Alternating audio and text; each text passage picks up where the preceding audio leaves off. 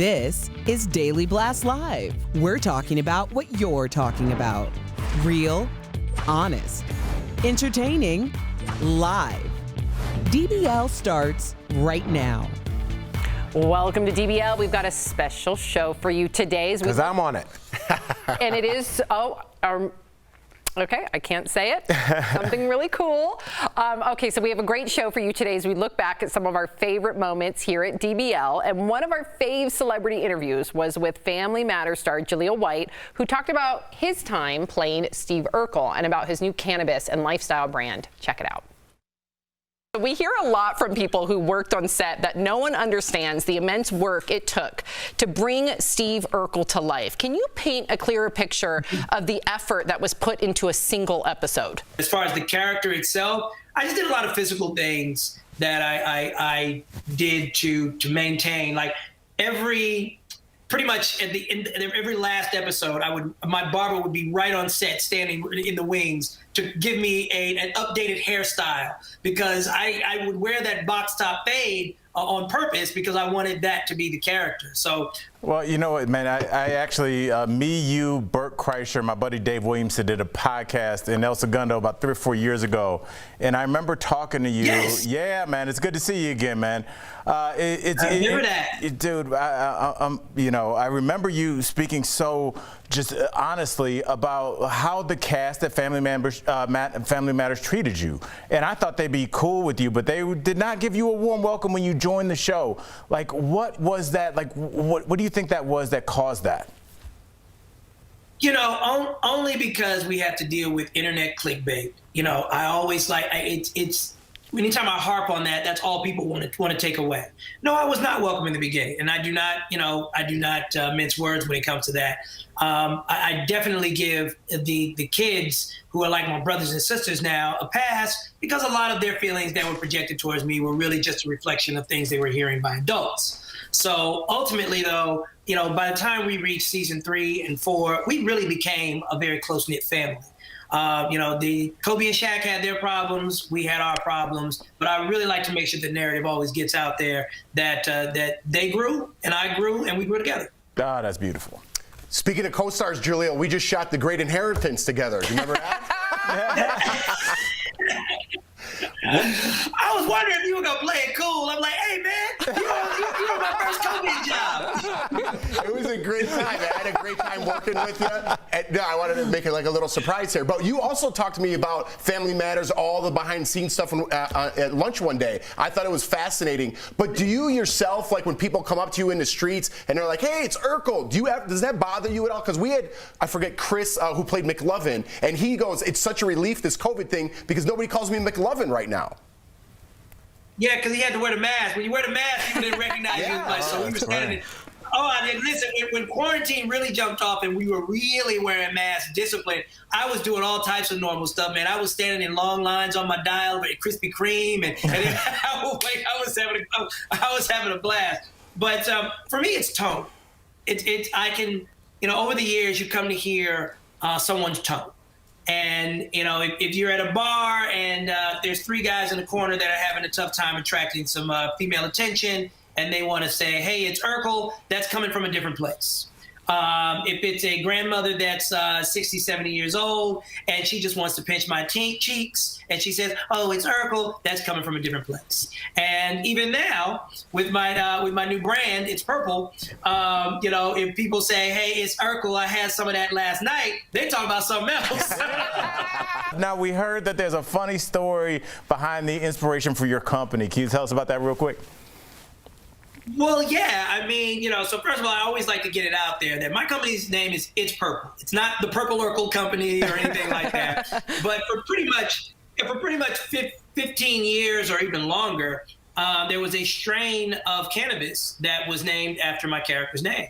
And other makers of accessories would take my likeness directly from the show and just put it on rolling trays and trucker hats and T-shirts. And so I would have friends and family that would send me screenshots of this stuff nationwide in dispensaries everywhere. always, hey, you getting any money off of this? And I was like, look, man, that's on the other side of the fence. I can't touch that at all. Now, listen, you get to be about 30 years old, and you're on ski trips in Aspen with your boys, you're going to partake. But the two were separate, and then as things started to become more and more legal here in California in particular, it just became obvious that it was like, hey, if I don't do anything about this, those guys are going to start selling a lot more rolling trays. So I had the really good fortune. I was going to say, you took advantage of it. Hook up with this company, though. We've run out of time. He took his image back. I love that. He took his image back. Well done, sir. We appreciate you, and to our viewers out there, you can learn more by heading to itspurple.com or find them on Instagram. Julio, thank you so much for joining us. Julio, we're going to get you back when the movie comes out. Yes, we are. 100%. We'll be right back. Welcome back to DBL. We love hearing from our viewers, but today we're going to hear what our viewers want to know about us. Erica, this question is for you. Lindsay says, you always look so fantastic. How long does it take for you to get ready in the morning? Well, thank you, Lindsay. Well, now we don't have any help, so about 2 hours, because I never know what's going to happen. I never know. Well, it's working. Never know. Works. Thanks. It works. It really does. Jeff, this one's for you. Oh, here's my camera. Okay, Betty asks, what's the best gift you ever got from your wife, Jordan? Wow. So Ooh, me and my good wife, one. for people who don't know, quickly, we were on Big Brother. She won and bought me LASIK eye surgery. Oh, you told me. That's so great. Yeah. And what were you going to give her if you won? Diamond earrings. I thought it was an iPod. It's a story for another time. DBL's new every day. See you again, same time, same place. Bye, guys.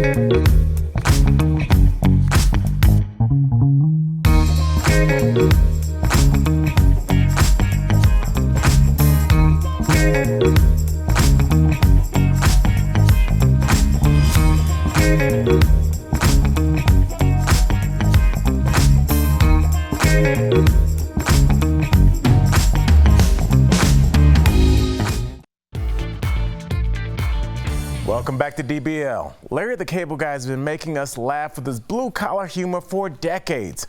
Earlier, Tori and I spoke with Larry and his wife, Cara, about life on their Nebraska farm and her new book about faith. That's in today's Chatting with the Stars. Larry, Cara, thank you so much for joining us on DBL. Now, I just learned that, Larry, your real name's actually Dan. So I would like to know the difference between Larry the Cable Guy and Dan Whitney. Do you switch? Are you like Dr. Jekyll and Hyde? What's happening? Actually, there's a lot of difference between the two of us. I'm not from America. I was from Leeds in northern... Welcome. No, I kid. That's probably the worst British accent ever. It was bad. It was really bad. I think it was so bad it was actually a good Scottish accent. Was it Scottish? I can't tell anymore what it was. you know what? I'm completely different. You know who I am in real life more closely related to is Mater from Cars. My name's Mater. Mater? Yeah, like tomato, but without the tuh. When you see me as Mater in the little cartoon tow truck, I really threw a lot of myself into that little character. I love that character too. Kara, what's it like for you to be married to two different men? Is it good? I think you that, get two different dates. Like, what's happening? Spicy. Well, one pays the bills, and the other one is very sweet and funny. So, yeah, I like them both. I mean, I'm very lucky that way. Yeah, you know what? I do too.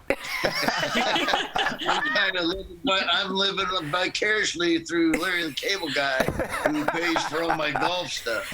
All right, Larry and Kara, how is life on the farm? All right, you raise horses. You just brought in 2 calves. We have their pictures.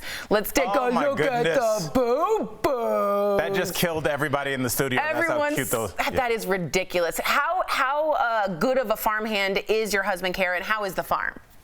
Here's how good a farmhand I am. I ate one of them already. Oh my God. I gotta go. I gotta go. I'm kidding. That's when the beef is most tender. That is terrible. Kara, tell us about them. Oh, that's awful. They're a lot bigger now, but still very cute. We brought those 2 in around December, and it just happened to be the coldest winter on record in the state of Nebraska. Ooh. So we, of course, right? Anyone who grows up on a farm knows that's when all of it breaks loose. You know how cold it was? How? How cold?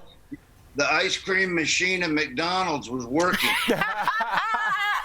There are conspiracy theories about the ice cream machine at McDonald's. It's really, go down a YouTube rabbit hole about the conspiracy theories about why it's always broken. I've been on Reddit about it. It's crazy. But we brought them in, and we've been bottle feeding them, and I've had people from all over town come and just hang out with those calves, so they've been good therapy for everybody. That's so good. Now, Kara, I want to talk about this. You recently published a beautiful book. Hold it up. Congrats. Sisters, hello. Powers activated. Look at that. It's called Fields of Grace, and it's about your faith. And I want you to tell us a little about it, but also, like, who is this book for? I really want people to get into a relationship with Jesus.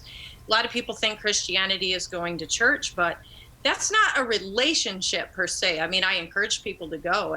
It's great. But if you only spend an hour a week with your spouse, that's not going to be much of a relationship.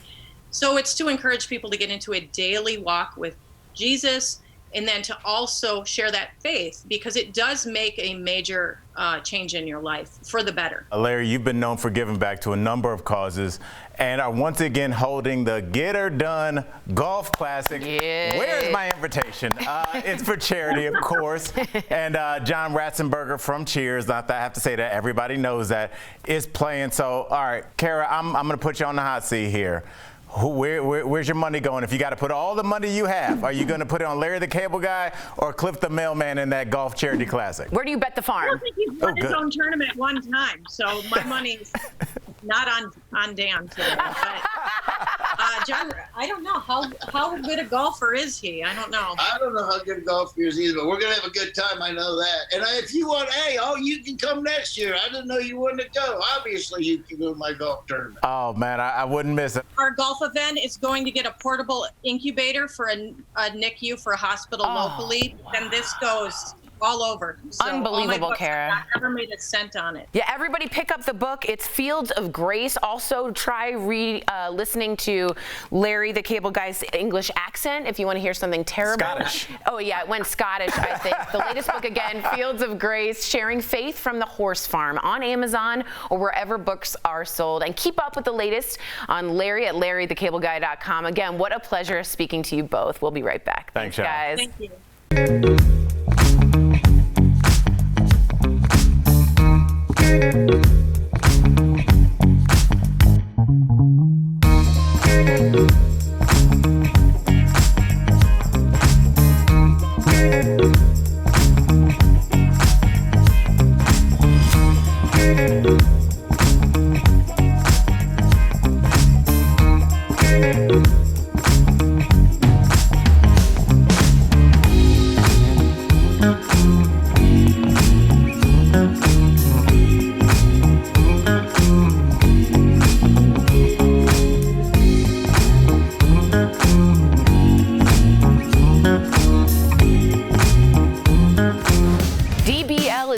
daytime destination. Does this feel good? This lifted my spirits. We're chatting with the stars. One of the highlights of my life. To turn up the notch on that. It is spectacular. Thank you. And talking about what everyone is talking about. I want to set the record straight. I feel like I'm going to offend somebody here. I'm in so much trouble. This is nonsense. Al's not lying. What? Yes! Yes! DBL is all new every day.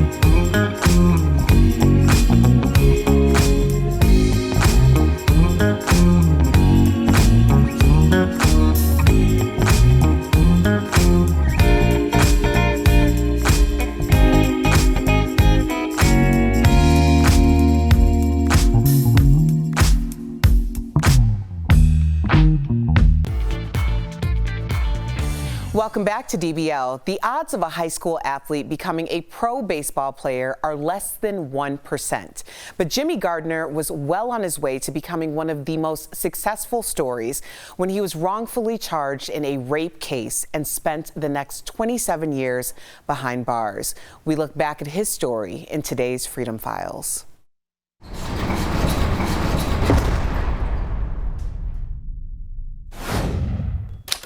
When it comes to baseball, Jimmy Gardner manifested his destiny. I told Coach Zeke at 10 years old, I said, one day I'm going to play for the real Cubs, Coach. I said, I'm going to play for the real Cubs. He said, yes, you are. And at 17, I was drafted by the Cubs. Jimmy plays on different minor league teams awaiting his call-up to the Chicago Cubs. But in the summer of 1987, events happened that forced him down an unforeseen path. I was actually on the mound pitching when one of the crimes happened. 2 crimes involving 3 different women. The first is a home invasion where an elderly woman is beaten and her 60-year-old daughter is raped. Then another rape during a home robbery. All the crimes happen in Kanoa City, West Virginia, the same city where Jimmy's minor league team plays. It was like a dragnet. The police, they took over 100 plus men, black men off the streets of Charleston. They took all the black guys off my baseball team. Jimmy is questioned and fingerprinted. I was told nothing matches and they let me go. And I went on and finished the baseball season and went on home. 2 years later, police follow Jimmy to Florida, where he's living. He is arrested and charged with sexual assault and robbery. The state calls forensic expert Fred Zane to the stand. It was just a horrible trial, and this guy was full of lies. Fred tells jurors the results from the rape kits don't exclude the baseball player, but the victims disagree.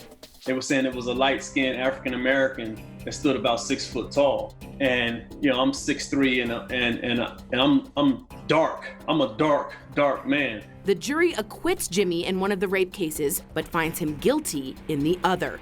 The judge allowed me to speak before I was sentenced. And so I used profanity, you know, F you, the prosecutor, all of you all in here. And I told him he was wearing the wrong robe. It should be white, and he should have a white hood on.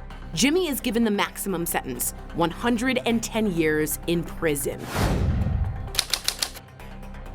After 3 years behind bars, news breaks that Fred Zane, the star expert from Jimmy's trial, has lied about his credentials. You know, he lied about him being a chemist. His entire body of work was to be deemed invalid. Fred Zane is charged with fraud, but Jimmy's case remains at a standstill for 23 years. My case was a total miscarriage of justice, and that I have been held in legal purgatory for a period of 20 plus years.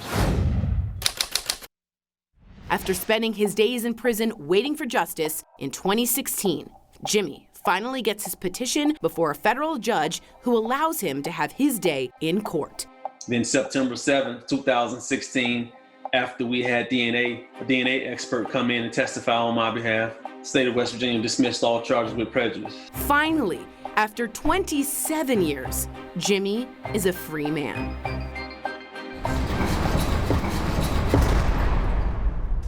Jimmy, welcome to DBL. Now, before your wrongful conviction, you were steps away from being a Chicago Cub. When you think about the life that might have been, does it make you angry?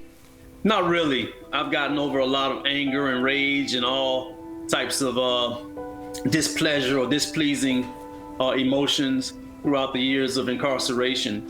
And I recognized early that that's something I needed to do in order to stay healthy and keep a sane mind. So it doesn't bother me. Wow, better person than me. The only thing that does bother me is that you were not going to be one of my beloved Cleveland Indians. Now, come on, Jimmy. We need you in Cleveland, baby. I think we still got a roster spot. I don't know if I'm capable of filling that spot. I'm almost 55 now. When I left, I was 22. Right. Oh, man. So I don't know about filling the spot today. Well, let's get to that time gap, because your case was in legal purgatory for over 20 years. Like, can you even help walk us through how you think that happened? I went to trial in 1990, and before sentencing, the judge asked me would I like to address the court with anything. And at that time, I addressed the court by telling the court to forgive me for my language, but F you and the prosecutors and everybody. I showed emotion, negative emotion. And I told them, you will see me again. This is not the last you've seen of me. And my mouth, I guess, kind of got me in trouble. The judge didn't rule on any of my petitions, didn't allow me to come back into the courtroom, just kept my case in limbo. And that happened for a period of over 20 years. Wow, Jimmy. I mean, that's vindictive, though, of that court. 20 years? That's vindictive. Let's get to some good news, some better news. Your amazing wife, Leslie, is the first Black woman appointed as a federal judge in Georgia. So how about that? Mm-hmm. Your sister, your sister-in-law, who I think maybe some people have heard of her, Stacey Abrams. With her. First of all, I'm going to say this, Jimmy, you probably have the most intimidating family reunion ever. Yeah, Leslie is beyond the most intelligent, beautiful person that I've ever met. I'm just very, very, very blessed to be with my wife, Leslie Joyce Abrams Gardner, the Honorable Leslie Joyce Abrams Gardner. But the entire family is just wonderful. My family, I give a lot of different shout outs. My mother, Miss Gladys Gardner. The women around me have just been phenomenal. I feel like everybody should have a few Black women in their life, like almost court appointed, because Black women, I feel like the reason that I am sitting here in a suit and tie, I got through college, I am a father, is because Black women have this amount of love. I have so much success and happiness and intelligence around me. It just oozes off on me. I'm a little bit more intelligent today because of my surroundings. Yes. Man, my heart is bursting, absolutely bursting, Jimmy. Where do you go from here? Well, I'm going to try to complete my college, get my degree in communications at Chapman University. I do inspirational motivational speaking. I do emotional intelligence training. It's so ironic. I do training with an officer from the Charleston Police Department that arrested me for the charges. He and I do emotional intelligence training together. Wow. So that's phenomenal. And I'm just so honored and so blessed to be around so many wonderful people. Thank you so much for sharing your story. For those of you wanting to learn more about Jimmy, check out his podcast, Chopping It Up with Jimmy C. You can also check out his website or his social media pages. Jimmy, it was such an honor. You are walking the walk. Thank you so much, Jimmy. We'll be right back. Thank you. You all have a great day. Thank you.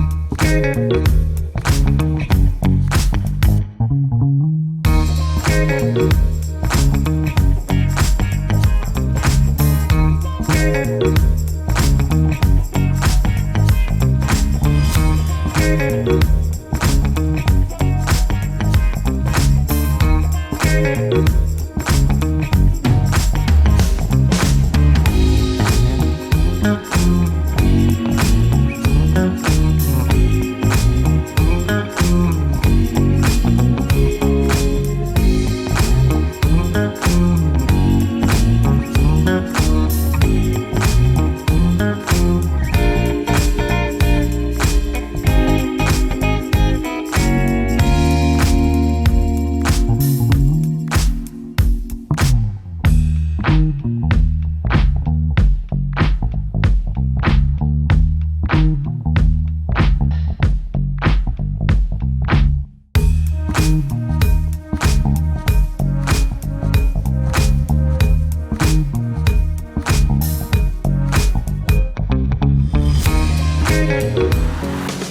DBL Nation, my name is Jeff Schroeder and I'm the host that's going to bring honesty to the panel. I think something most people might not know about me is that I actually met my wife on a reality show and we've been together for 10 years and have 2 children now. What makes me different from the other hosts is I'll always try to see the other side. No matter what side I'm on, I want the audience to know that there is another side to the conversation and that I'm listening. The co-host that irritates me easily, Tori Shulman. Was that the lamest thing I've ever done? I wanted to, yeah. Sadly, no. What makes Daily Blast Live different from other shows is that we bring honest opinions in all different walks of life. DBL is real, DBL is raw, DBL is honest.